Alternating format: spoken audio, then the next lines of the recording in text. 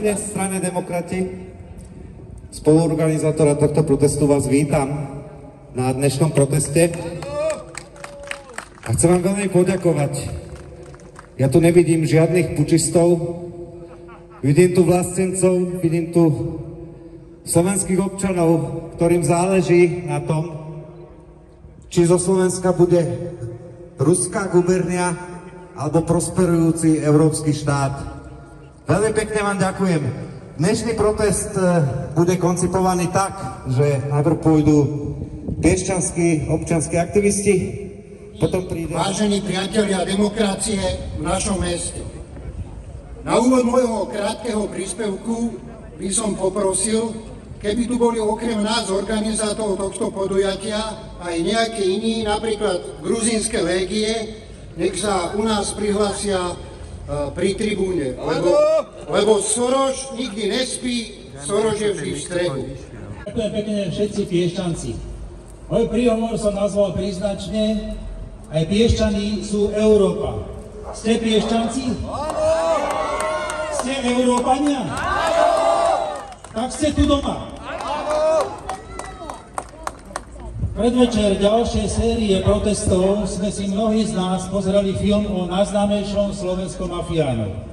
Viete asi, o kom hovorím. Není to ten, o ktorom si niektorí myslia. Na vlastnej funkcii, do ktorej ho ľudia s dôverou zvolili. Sme na križovatke a najbližšie týždne a mesiace rozhodnú o charaktere tejto krajiny. Na dlhý čas dopredu. Vidím, že sa vás tu zišlo požehnanie, takúto účasť sme tu ešte vlastne nikdy nemali, tak je to asi odraz toho, že čo sa tu v tejto republike deje.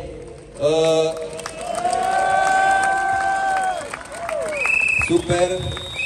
To neznamená teda, že musíme sa, vážení, my sa musíme zmobilizovať. Musíme sa zmobilizovať a vytvárať tlak na túto vládu. Vážení, šokujúce číslo. 80% má záujem odtiaľto ísť preč študentov. Poviem vám jednu vec, že skoro každý 5. študent študuje v zahraničí a z toho len v Čechách ich študuje 20 000. Sám mám syna, ktorý študoval v zahraničí, zostal tam a poviem vám pravdu, sa teda nemieni vrátiť do tohto bordelu. Bohužiaľ. Preto som tu, aj preto tu stojím, pretože nám deti utekajú. Deti nám utekajú a najlepšie mozgy tohto národa utekajú preč a budujú a zveľaďujú iné západné štáty. Nás nezastrašíte, sme tu kvôli našej budúcnosti, kvôli našim deťom, vnúčatám a starým rodičom.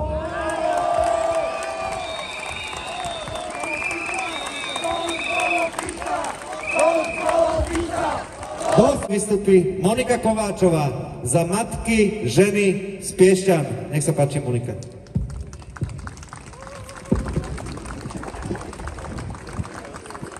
Je ma počuť? Nie, poď.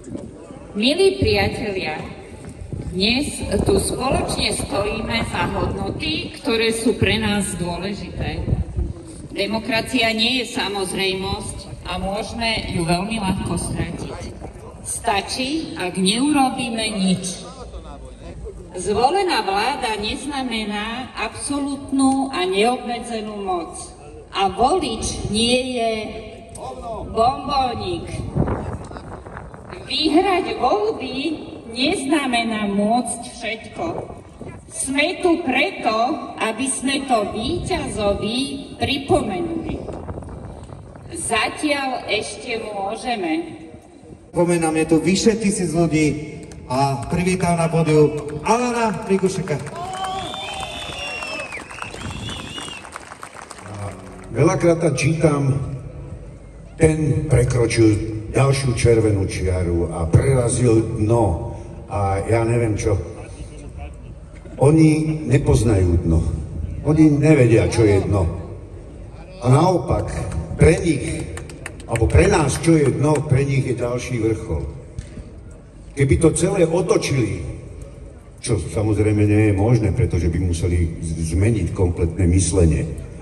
A to nejde, pretože oni to už ani nemôžu spraviť, pretože keby to spravili, tak sú v base všetci.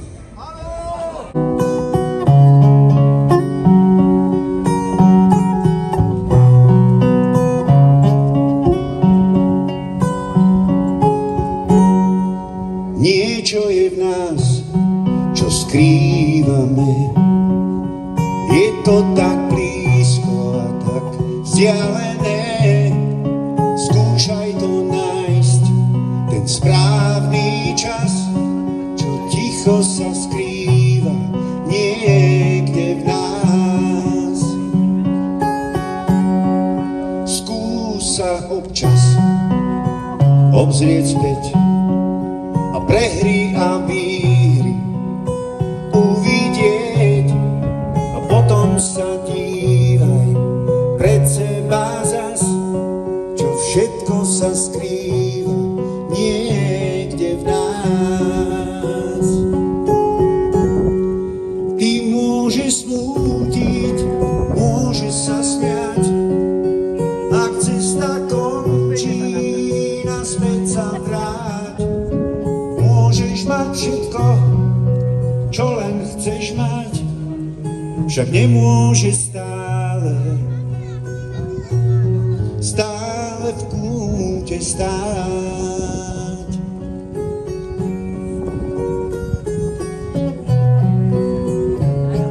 No a teda k rečníckému mikrofónu vítam pani Zuzanu Šupovú, predsedničku strany Piráti.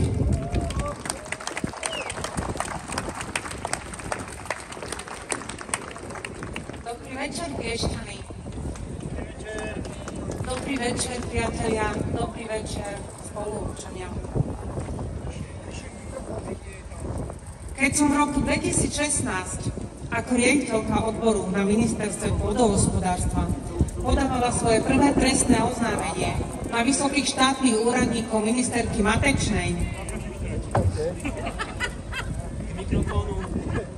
počujete ma? Za rozkrádanie eurofondov väčšina kolegov ma varovala, aby som to nerobila, pretože ma ľudia z finančných skupín zničia. Ale ja som sa nebala. Aj napriek vyhrážkám, pokusom o diskreditáciu, aj napriek tomu, že som prišla o prácu, som urobila to, čo bolo správne. A takto bez strachu kráčam už 10 rokov. 10 rokov bojujem za ochranu verejného záujmu bez ohľadu na to, kto je aktuálne pri moci. Aj dnes tu stojím pred vami a hovorím, nebojme sa. Pán predseda vlády Robert Fico, ubezpečujem vás, že pán Kičura a jeho spolupracovníci nie sú žiadni ctihodní občania, pretože sme bez akýchkoľvek pochyb identifikovali rozsiahle machinácie pri verejnom obstarávaní a korupčné správanie v 28 skutkoch za vyše 3 milióny eur.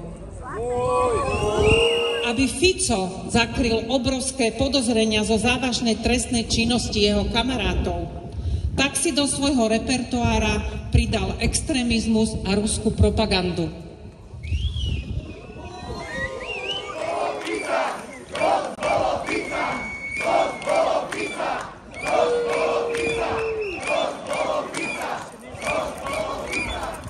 Všetci spolu a v tejto jednote sa pridáva Strana za ľudí a je predsednička poslankyňa Veronika Remišová.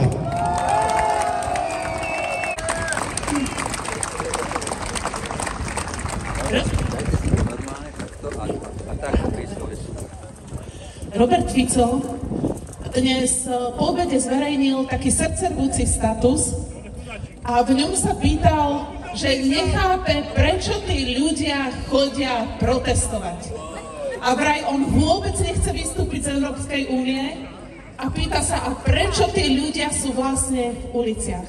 Jeho skutky, jeho reči, ale hovoria niečo úplne iné, pretože Robert Fico Slovensko ťahá do čiernej diery morálneho a ekonomického úpadku. A sme tu preto, pretože Robert Fico bagrom ničí spravodlivosť. Nie je možné, aby smeráci si predvolávali policajtov a chceli im rozkazovať, koho majú vyšetrovať, prečo ho majú vyšetrovať a koho majú trestne stíhať. To je absolútne neakceptovateľné. Hanba. A sme tu pretože Robert Fico a jeho vláda okráda ľudí. V týchto dňoch, tí, ktorí ste pracujúci rodičia, tak dostávate výplatné pásky a vidíte, ako Robert Fico okradol všetkých pracujúcich rodičov o stovky eur na daňovom bonuse každý jeden mesiac. Dôchodcovia už nebudú mať rodičovský dôchodok, zvýšil dane, zvýšil všetky poplatky, ale oni sami sebe si nadelili dvojnásobné platy, dali si to, presne tak, dali si doživotné renty. To je hanba. A z okien vládnych baborákov, z ktorých sa vyvážajú, tak nevidia, ako ľudia na Slovensku tvrdo pracujú a ako chátrajú služby štátu, ako chátra spravodlivosť, zdravotníctvo a aj školstvo. Naopak. Milí priatelia, ďakujem vám ešte raz. Pravda zvíťazí a v jednote je sila. Sme v tom všetci spolu. Ďakujem. Ďakujem vám.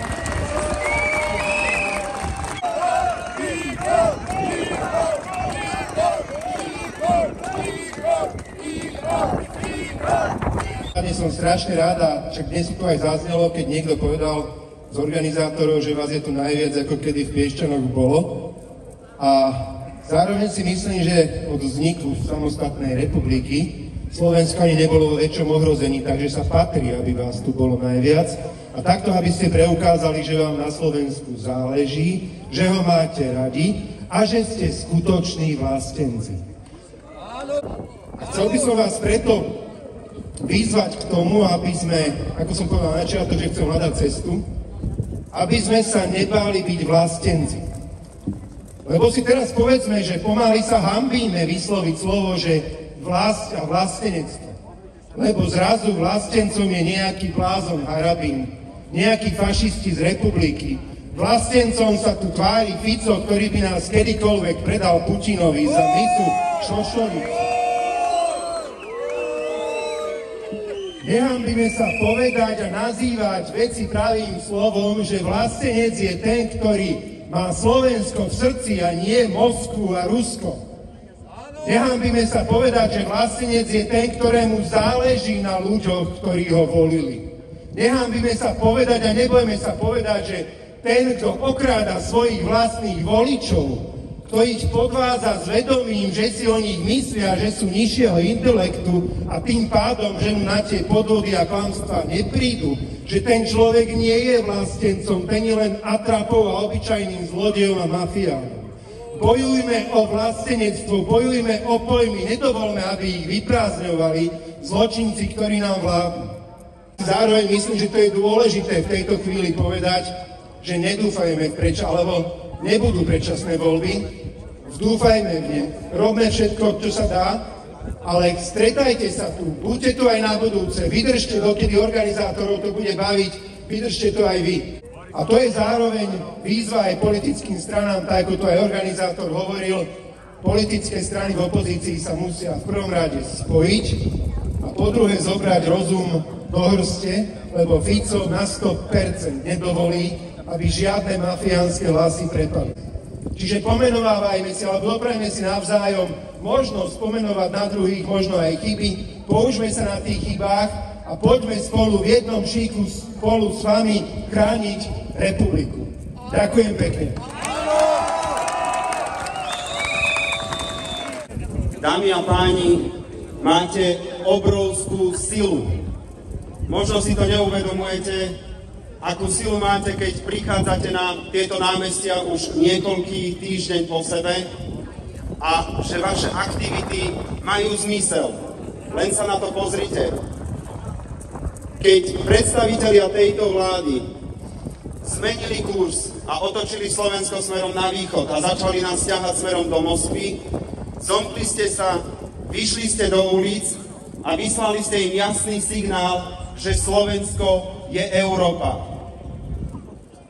Vyplašili ste tým nielen údajne nadstranického prezidenta Petra Pellegriniho. Vyplašili ste tým nielen Roberta Fica, ale aj všetkých tých ich proruských trolov, ktorí odrazu začali tvrdiť úplný opak. Zaradili spiatočku, aspoň verbálne, ale viete, čo sa stane, keď zaradíte spiatočku v rozbehnutom stroji? No vylámali si zuby. Dobrý večer, vážení priatelia. Pozdravujem vás z Prahy, kde som pracovne vzdialený na niekoľko týždňov, ale verte mi, že som stále doma a som aj dnes s vami na tomto zhromaždení. Chcel by som vás uistiť, že to nevzdám. A nevzdajte to ani vy. Musíme držať spolu. Nesmieme si nechať zobrať vlastnú budúcnosť a budúcnosť našich detí mužmi minulosti. Veď sú to vlastne karikatúry a nie skutoční ústavní činitelia. Zoberte si poslancov, ktorí sľubovali, že sa budú riadiť svedomím a vedomím. A zatiaľ skončili ako milovníci Fica, to sú Ficomilci, ktorí hlasujú všetko, čo dostanú nariadené, bez toho, aby sa nad tým zamýšľali. Potom sú tu pucipálci, to sú tí, ktorí riadi ich šéf, istý Puci, a podľa toho, ako zdvihli palec, tak hlasujú. A potom sú tu ešte súkoznalci. To sú tí, ktorých tento chrapúň, ktorý nazýva svoje kolegyni sukou a potom sa ospravedlňuje vlastnej suke, tak to sú títo ľudia. Veľmi vám všetkým držím palce a skúsme každý okolo seba vybudovať taký kúsok slobody a taký kúsok zdravého vedomia a svedomia, aby sme ho mohli mať všetci a aby budúcnosť bola o niečo veselšia. Ja tomu verím, som optimista, prajem vám veľa šťastia, veľa síl a pekný večer. Ukončili toto úžasné protestné zhromaždenie slovenskou hymnou, tou našou, tou pôvodnou. A rád by som privítal ešte pri spievaní hymny všetkých účinkujúcich, či to je Veronika Remišová, Igor Matovič, Zuzana Šubová, Igor Kopačik. Poďte.